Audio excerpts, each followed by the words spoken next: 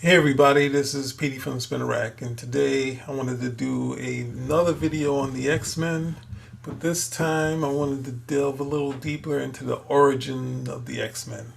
And then, since I probably can't do all of their origins in one video, I'll try to space out and do the origin of the X-Men separately, right? So, while I'm doing this, basically, as the present day now, the creators of the X-Men are kind of two different minds. They're both gone. Both Jack Kirby and Stan Lee are gone.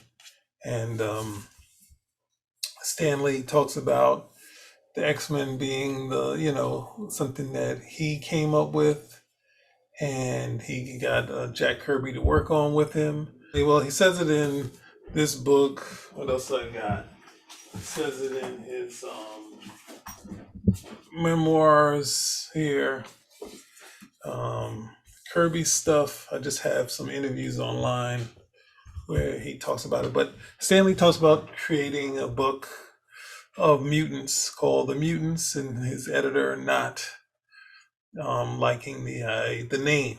So then he said, since they got an extra power, it would call the X-Men, and Martin Goodman bought it.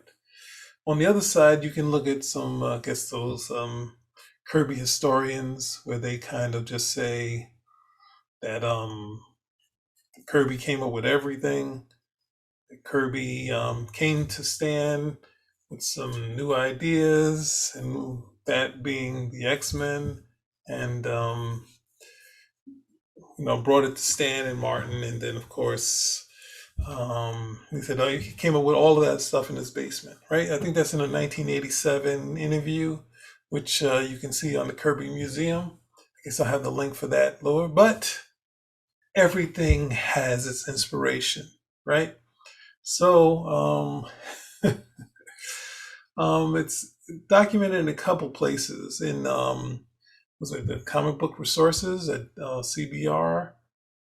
They talk about that the X-Men was kind of a little bit inspired by this article that was in Mechanix Illustrated. I think that's what it was called.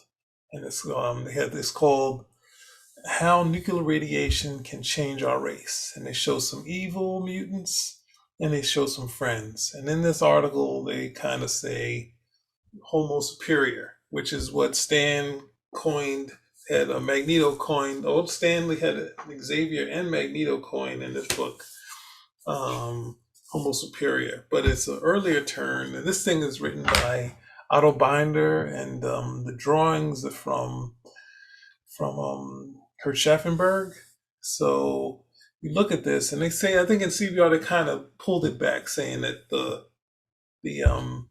this might have been the influence, but at the same time, there are probably other influences, and they were. But at the same time, you look at these aliens. These aliens look a lot like the top, this outfit that the X-Men have. It's kind of similar to these evil, the faux mutants, or this Homo superior, right? But they all talk about, in this article, talk about this race that's affected by the mutation of the radiation. This radiation would now cause these people, these mutants, to form, and they would be more powerful, smarter, and it usually has something about mental ability, intelligence, and being able to walk through walls, stuff like that, and these things. But it's not just this article done by these great creators of that worked on Superman, and Otto Binder, of course, worked on Captain Marvel. There's other things that came up that came from this thing, which would be this book called The Children of the Atom. And this is by Wilmar, Shiras. And this book, you can see, there's a couple of places online you can read this book. Now, this book here really has a lot of influence on the X-Men, because it's a teacher who is actually, no, he's a psychologist who goes through, but his name is Peter Wells, and he goes through the school, and he working with these students that that are very, they're well read, they're very much advanced, and they're children of people that have gone through some sort of nuclear thing where it's very similar to how the X-Men, the children of the atom, that all of the X-Men were children of people that had either worked in sort of a nuclear atomic age or somehow been around it. That was ultimately the idea, like Sunfire and obviously Beast, I think his father. They never really hinted what the Worthingtons did, but that idea that the X-Men were children who parents who worked in sort of this atomic age, and that radiation led to the mutation, right? So X-Men we know now is just that you're just born with it, but Stan is really going for the idea that's in these articles, these books, these articles, these early 50s things. And if you read these stories, the dissension in these stories are very evident. That the idea that there's even people worrying about this school of gifted children, that what could happen with these guys and what they're doing, this dissension, this worry, everything that we see in these early Marvels, especially in the X-Men, is in this book. What other books are there? There's a book called Odd John by Olaf Stapledon, and this is a character. This is where the term Homo superior comes from. I think this is one of the earliest where we've heard the word of this character called Odd John, who actually is like, I guess who is he? Would be similar to, but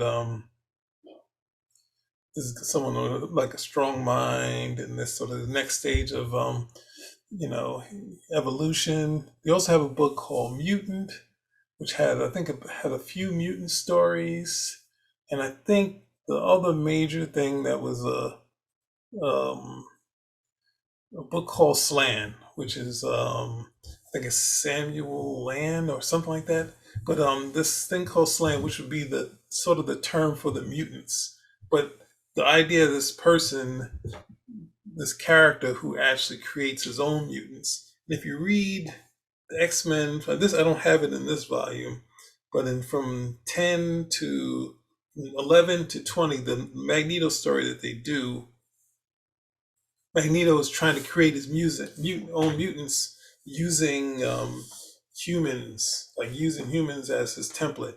And in this story, he actually creates his own mutates. So you can see the effects of these 50 stories being utilized in the 60s, the next generation comics, where obviously the mutation idea had hit, and obviously Stan and Kirby were both voracious readers, and that leads you to being something you can utilize for your comic books. And you can see through these sort of books, they kind of this stuff is, oh, I can't even say it. They actually, appropriated a lot of this stuff to utilize in there. The whole people worrying, like the stuff like Bowl of a Trask, all that stuff is in here. But to say that at the same time, it's not just in there, it's in the earlier works from Jack Kirby and Stan Lee. Like most would say, well, I think, what was it? There's a comic book, which Kirby did, which is Black Cat Mystic from the Harvey comics, where they introduce a character. They don't say mutant in this story, but it's clearly someone of advanced intelligence and power. And this character who actually something more than human, right? And they can see that he advanced. His head is a lot larger. So it's a lot of things that you see in that article that's from before Kirby. So you're saying, well, this is kind of the first mutant story. So this is kind of before the X-Men and before Stan. But at the same time, in the 50s, Stan bought this, hold on, let me go back. So I have all of this sort of cataloged. They have amazing detective cases, and they have their story, which is the Stan story, which is The Weird Woman. Now, this is possibly not a story that Stan wrote, but it's a story Stan edited and bought from another writer, because usually if Stan wrote something, he would sign his name to it. But as editor, he would have bought the script and sort of hired an artist to draw it. So you have, and I think this one was Sinnott did this. So it's but this is obviously from a script. This weird woman, and she's a person who can walk through walls. And it says mutant, a creature that is different from others of its kind, having special characteristics or powers, right? And then they had another story called, what was it? I saw a demon, right? And this character is it's like a demon, but at the same time, he said, you see, I must enlighten you. In ancient days, there were pits emanating rays. You would call them uranium pits, giving off active radiation. This radiation caused what are now thinking of as mutants. I am one of them. And my powers are unlimited. So we got two stories that Stan probably bought before this Black Cat Mystic that Kirby did. But then at Marvel, you have another story that was possibly Stan, his brother, and another Joe Sinnott story, The Mutants and Me, where they talk about about mutants and superior power. Don't introduce Homo Superior yet, but then someone finds out that he's a mutant in this story. And then you have Kirby, who comes back to Marvel, and he takes over the Yellow Claw, and Yellow Claw is utilizing these mutants, right? And so that's another early story, this one by Kirby. He says these mutants in their brain, they do stuff that's similar to, what's that thing? It's a movie that well, you see in Doctor Strange, all those crazy effects, right? And them being able to teleport. But it also plays to, I think, what's in John, of a person who is enlightened and then he's trying to find his own kind, which Stan did a couple of these with Steve Ditko, the man with an atomic brain. And you see a person who, and this is where Stan sort of goes into what you see in the Children of the Atom, right? In the book, The Children of the Atom, see that this guy's parents was around a nuclear explosion, and then his kid, that sort of that radiation passes on to the kid. The kid has powers, and he's able to do things with his mind, right? And then ultimately he goes off and he finds his own people, and he thought he was the only one, and he gets some spiritual enlightenment. Then there's a Stan, Larry Liebler, Tales of Suspense, and Kirby's story, Man in a Beehive, and he says he's a mutant, and he's able to shrink things with his mind. And then we have Tad Carter, right? Where Tad Carter has another, where Stan does the, Brad Carter was an atomic scientist, and then the son took on, had that sort of radiation on his body, not enough to harm him, but then his son would become a mutant, right? And Tad would connect with a higher being, which tells him about other mutants, and then he goes off to him. And that's the last we see of Tad Carter until the Hidden Years, right? So we have all of those precursors to the X-Men right before the X-Men come out, right? Now, I want to do a separate video on the actual origins. But with that said,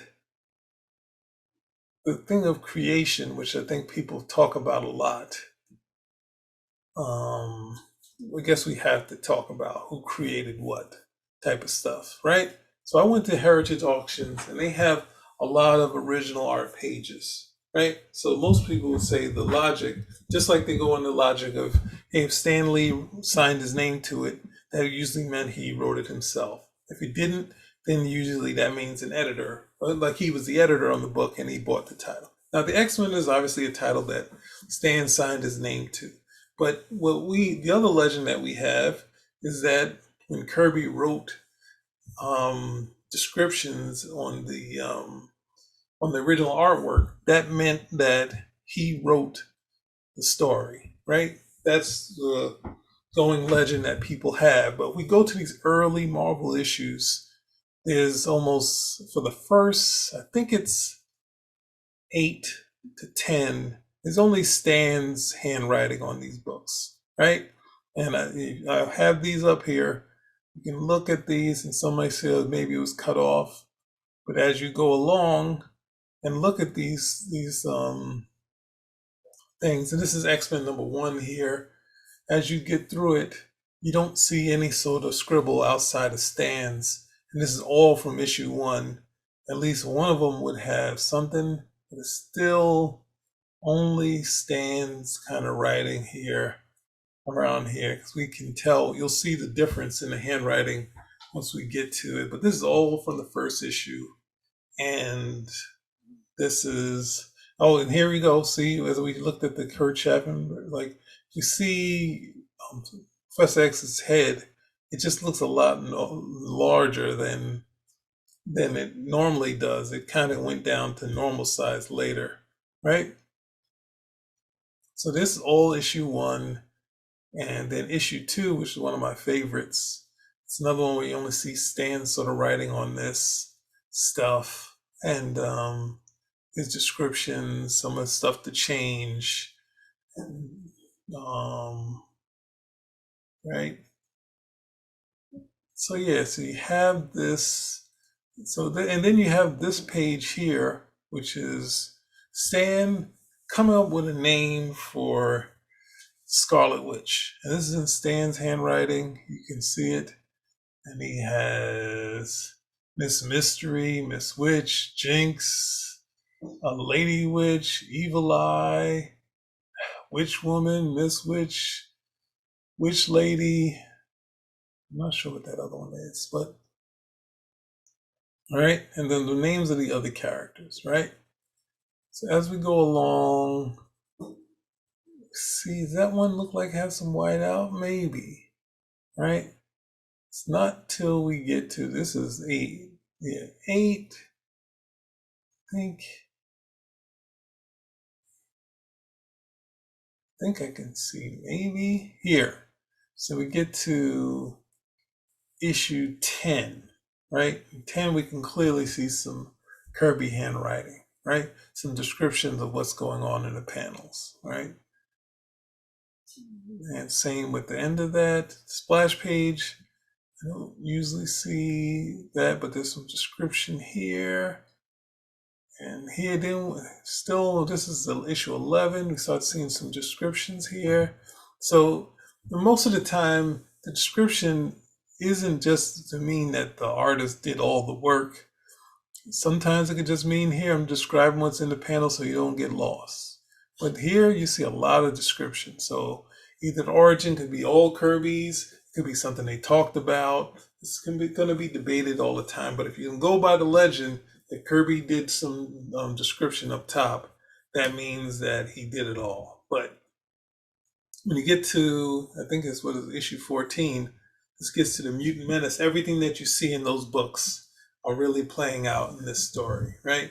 But I have to read them more in depth, because I think I've only gotten through Children of the Atom, because that was the closest. But maybe as you delve deeper into this stuff, you might find some of the villains.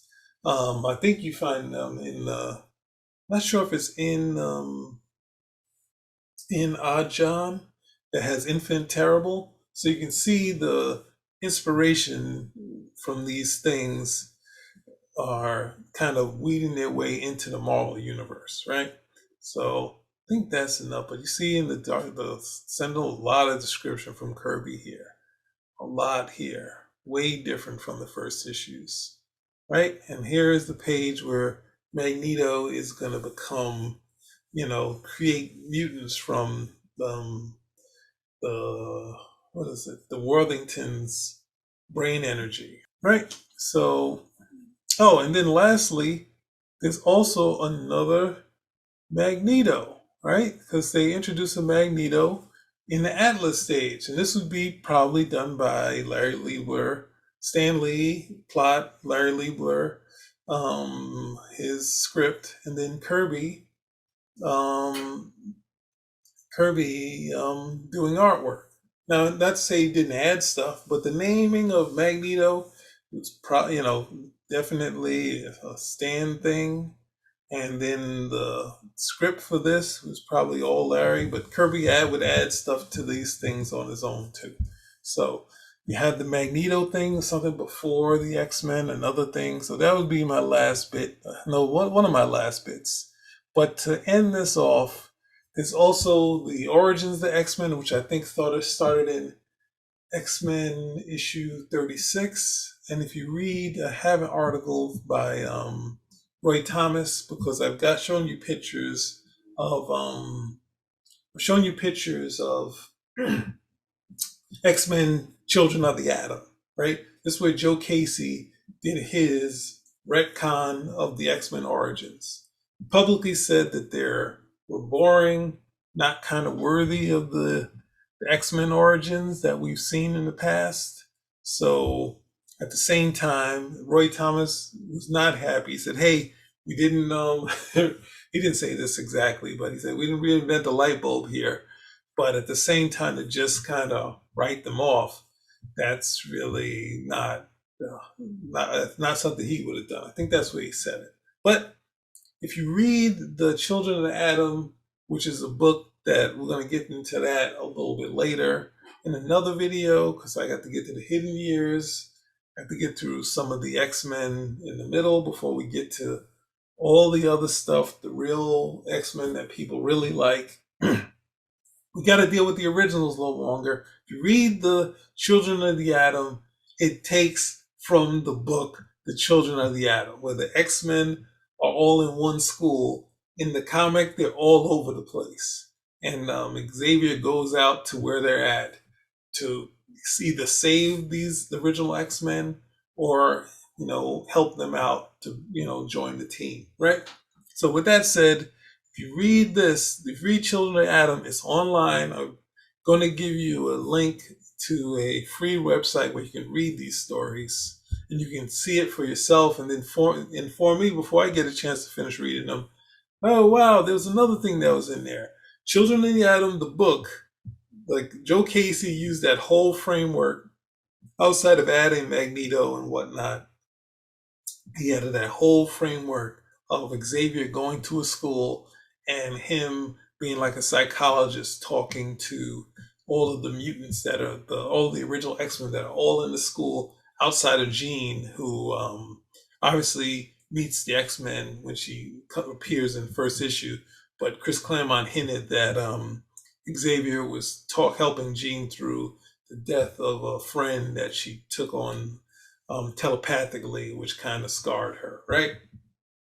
So, but if you read that book, it's like Joe Casey said, hey, the X-Men Origins aren't enough like it, but he was kind of trying to make it a movie. And if you read the Children of Atom book, that's more like the movie version of the original X-Men, rather than the origins are all stories in and of themselves. I think Roy Thomas did 4 stories, but there were over multiple episodes of those 4 stories, giving you the origins of all the X-Men before Jean got there, because Jean shows up on the first day, right? And she talks about knowing that she has some sort of power, right? So there we go. We're giving you the inspiration for the X-Men, the 4 to 5 possible sources from it. The mutant that carries was big in the 50s, but becoming something probably it was actually passe in the 60s, why it wasn't as big as it became later, right? Picking up on it in the 70s and drawing for the, people feared and hated, and the kids kind of picking up on it when, the book turned monthly with the Claremont and Byrne run. So, that's just a little bit of inspiration for how the X-Men, and not just inspiration, just yanking tons of stuff from these books and putting it into the X-Men, right? Almost designed. So I didn't want to do it and just say Otto Binder and saying the Superman team or the Captain Marvel team created the X-Men. There's a lot of other things that very much inspired the X-Men and the type of books that they were doing, right? and stuff that you could see that kind of played out later. The Days of Future Past, the idea of Senator Kelly death, and that sort of leading to the actual terrible future. The story of I think it's a minister in the Children of the Atom. So I feel like maybe Chris Claremont was reading Children of the Atom at the same time, and that kind of inspired God Love Man's Kills. But it's interesting to read that, and you can see sort of the influence, and then you can also see how far the X-Men has taken these ideas, which is something that kind of people moved on by after that. It feels like they were, because it wasn't like something everyone jumped to doing mutant stories, right? But as far as who did what, whether Stan or Jack, at the same time, we got to go with what the two biggest historians said, what Roy Thomas said and says, and what Mark Evaner used to say, that they were collaborators. They worked together, and some did more, some did less, depending on which period. But at the same time, we had to just say they're collaborators, right? So that's the end of this part. More X-Men stuff to come. Spinner Rack out.